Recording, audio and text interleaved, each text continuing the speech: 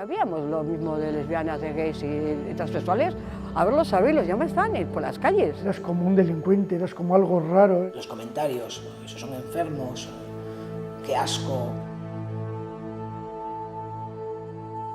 Yo le dije al mundo con 29 años que era una mujer. Esa ley incluía a los homosexuales, también incluía a las prostitutas, proxenetas, mendigos. Consecuencias de esta época franquista, el que una persona se lleve el secreto a la tumba.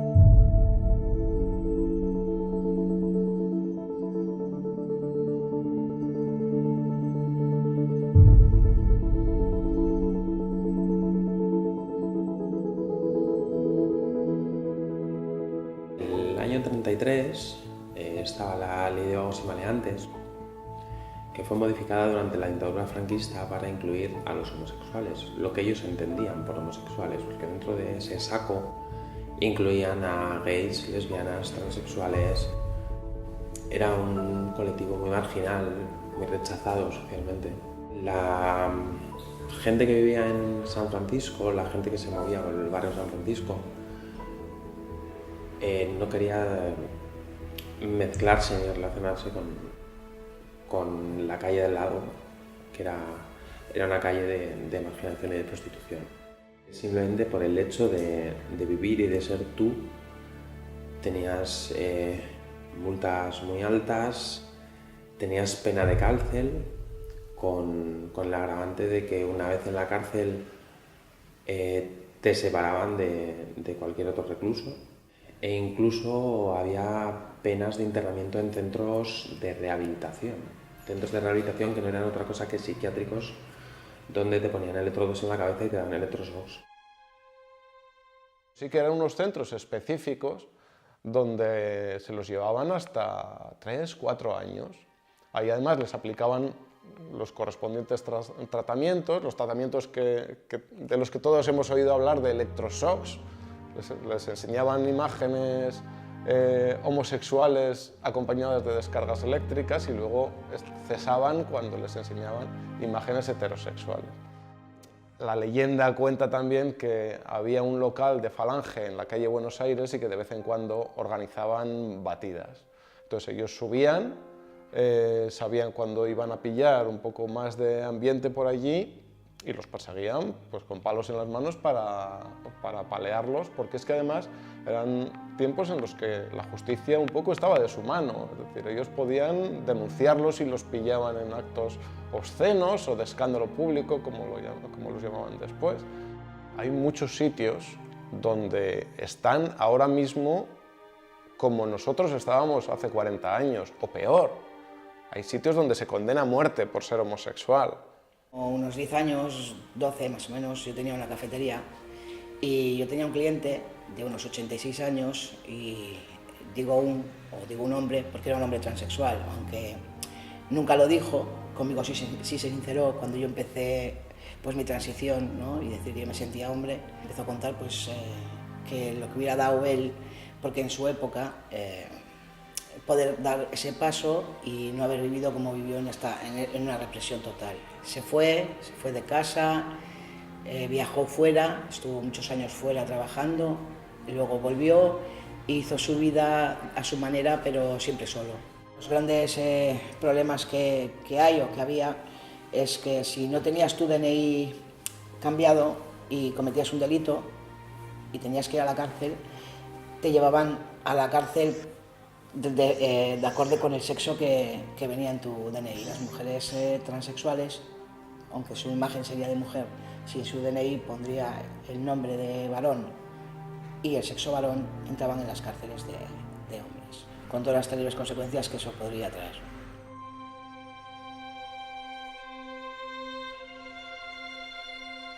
Llevo 30 años aquí viviendo, pero empecé con 13 años, que bueno, sí nacía en el Regato.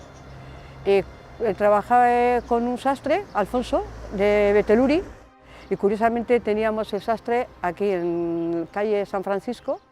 Íbamos a un local de variedades y era un local que había actuaciones de transformismo y había un chico como de unos 30 años de edad así tal que hacía un transformismo divino actuaba de canciones o cosas de su propia letras y música y todo, y a raíz de la anteúltima actuación se transformaba en chico. Y a nosotros aquí, incluso siendo lesbianas y gays que íbamos en cuadrillas, pues nos chocaba porque era la primera vez que veíamos un tipo de esas actuaciones. Y bueno, éramos muy acogidas y acogidos. Sí, conozco el caso de dos amigos, concretamente, de venir la policía, detenerles y estar los 2 días, 3 retenidos por la ley de vagos y maleantes.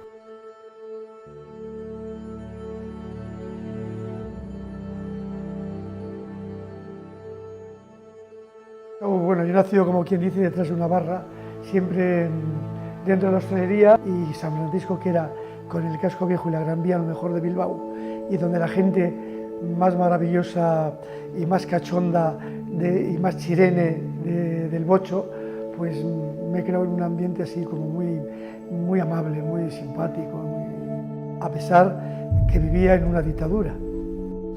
Había 3 o 4 mariquitas que se llamaban, que era gente muy afectada. Yo me acuerdo de un chico que le llamaban la Manolita, que era de las Cortes, que era igual que una niña, y constantemente le detenían. Iban a casa, le iba a buscar la policía y lo detenían. En Barcelona, en la Reja Dorada, que era un local que estaba en la parte vieja, en la calle Códols, estábamos tomando una copita, llegó la policía y nos adjudicaron la ley de peligrosos sociales. Pasamos de la comisaría al juzgado y luego a la cárcel, a la Modelo. Imaginaros cómo se puede sentir un niño creyente, como todos los de la época, que creías que Dios existía, que te estaba protegiendo. Decía, esto no puede ser. ¿Qué he hecho yo? ¿Por qué estoy aquí? Yo solamente el recuerdo de ver a mis padres, yo entre rejas, en el penal de Burgos, llevándome de todo y sin saber qué decirles. Eso, y ver cómo sufrían, eso no se lo perdono a esa gentuza. Jamás se lo perdonaré.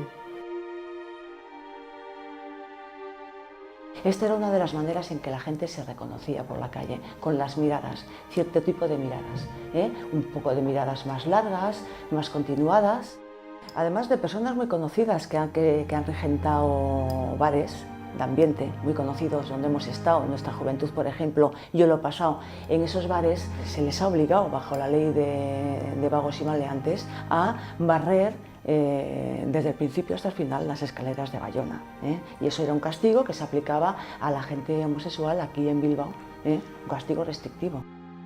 Sí que he tenido oportunidad de estar con personas mayores que han nacido justamente en esa época, cuando empieza todo el tema del franquismo, y que se han comido, por así decirlo, toda una época llena de represiones, y en los que han tenido que vivir en el silencio, en la ocultación, y la estigmatización de lo que ellos deseaban ser y ellos se sentían, ellos y ellas. He conocido casos muy tristes de mujeres que tienen claro que aún reconociéndose como lesbianas, como que les ha gustado toda la vida, unas mujeres han tenido que casarse, han tenido que convivir en un matrimonio heterosexual, han tenido sus hijos y con todo lo que ha conllevado, es decir, una vida marital, una vida de relaciones sexuales que no les ha gustado nada, que te reconocen que no les ha gustado nada, que las han tenido que sufrir, etc.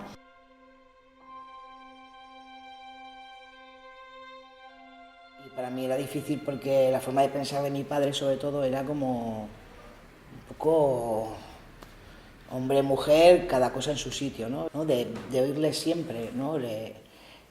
Los comentarios, esos son enfermos, qué asco, y te apagaba la tele si salía algún mariquita. Dice mi madre que decía, quiero un pitilín y un escalestri por el ranchero. Entonces, pero igual ellos pensaban que eran cosas de niños, de juegos, y cuando cogí el valor y le dije, apa, yo soy un hombre y si no soy hombre no soy feliz, se levantó del sofá, me abrazó, lloró conmigo y me dijo, aquí estoy para lo que quieras. Y con el orgullo que me lleva al pueblo cuando voy a verle, que soy su chaval, que soy su hijo, eso es impagable. Nosotros hace años tuvimos un caso que a mí me pareció súper curioso, ¿no? Fue la primera vez que nos reunimos con los padres de una chica transexual. La chavala en aquel momento tenía 15 años. Nos cogió a Ares y a mí, nos llevó aparte y nos dijo: yo he venido a esta reunión pensando voy a tener una hija prostituta. Y me voy de esta reunión, después de haberos conocido, sabiendo que voy a tener una hija que puede ser lo que quiera. Para intentar evitar estereotipos, tenemos un equipo de fútbol formado por personas homosexuales que compite contra otros equipos, digamos, convencionales. Yo he aprendido a vivir como lesbiana en una sociedad, incluso en temporadas y en épocas mucho más negativas. Hay que vivir siempre en felicidad, siempre que se pueda. Decimos además, es que nosotros somos gays, y a veces se nos quedan mirando y nos dicen: ¿ah, sí? Pues no lo parecéis. Y bueno, pues que vamos avanzando mucho, mucho, mucho, mucho. Merece la pena mostrar tu afectividad y merece la pena vivir tal y como eres, porque lo único que tienes es por ganar, todo por ganar. Merece la pena.